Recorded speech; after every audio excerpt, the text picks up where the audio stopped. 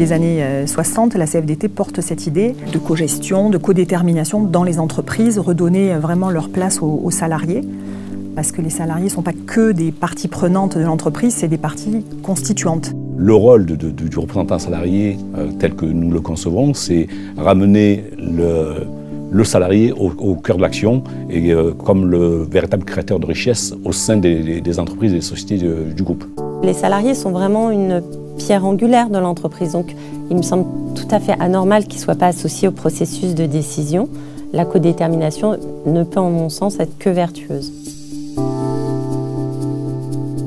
Tout se joue au conseil d'administration, puisque c'est là que se prennent toutes les décisions, les orientations politiques, tous les choix qui vont impacter l'entreprise se décident là. C'est le plus haut niveau de décision et de gouvernance de l'entreprise. La vision de l'entreprise que nous défendons, c'est une entreprise beaucoup plus démocratique, ou avec un pouvoir décisionnaire qui ne soit pas concentré entre les seules mains de la direction, avec un pouvoir d'échange et non plus un rôle d'opposition et de majorité, mais donc un rôle de discussion et de partage du pouvoir décisionnel. L'entreprise, c'est le bien commun de tous les salariés, c'est plus qu'un outil de travail et un lieu de travail, c'est vraiment ce qui nous regroupe. Et on a intérêt collectif à ce que cette entreprise soit le plus durable possible dans son écosystème. En tant que salarié, on a envie que son entreprise elle soit en bonne santé. On a vraiment une vision d'avenir. Les actionnaires et les marchés ont plutôt tendance à avoir une vision court terme. Ils veulent de la rentabilité à court terme. Et malheureusement, ça impacte beaucoup les décisions qui sont prises au conseil d'administration.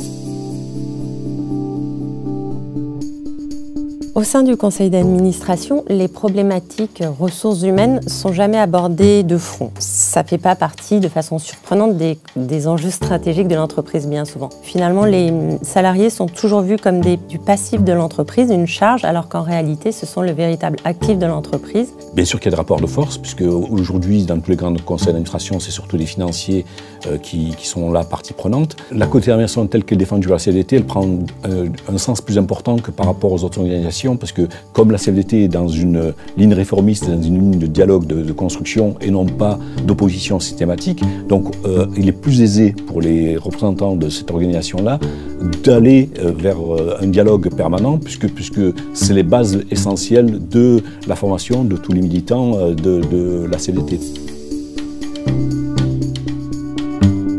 La France, je crois que malheureusement, on est le pays d'Europe qui a le moins de représentants des salariés.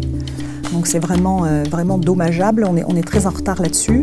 Et puis si on regarde, si on compare avec les entreprises allemandes ou d'Europe du Nord, on voit bien que ça n'a pas impacté négativement leurs résultats, au contraire, parce que c'est des économies qui se portent très bien, où les entreprises se portent bien. La position de principe de la CFDT est que toutes les entreprises devraient avoir des administrateurs salariés et en plus grand nombre que ce que le permet la législation actuelle. On est légitime à plusieurs titres, en tant que salarié, en tant que citoyen et militant, à intervenir dans ces lieux de décision. C'est très important qu'il y ait des représentants des salariés pour rappeler justement cette notion de long terme, de pérennité de l'entreprise. Il ne faut pas opposer les actionnaires et les salariés. Je pense, j'ai envie de croire qu'on a tous un objectif commun qui est la bonne santé de l'entreprise et que plus l'entreprise sera en bonne santé financière et mieux ce sera pour tout le monde. Le but, in fine, c'est de tirer tout le monde vers le haut, oui, bien sûr.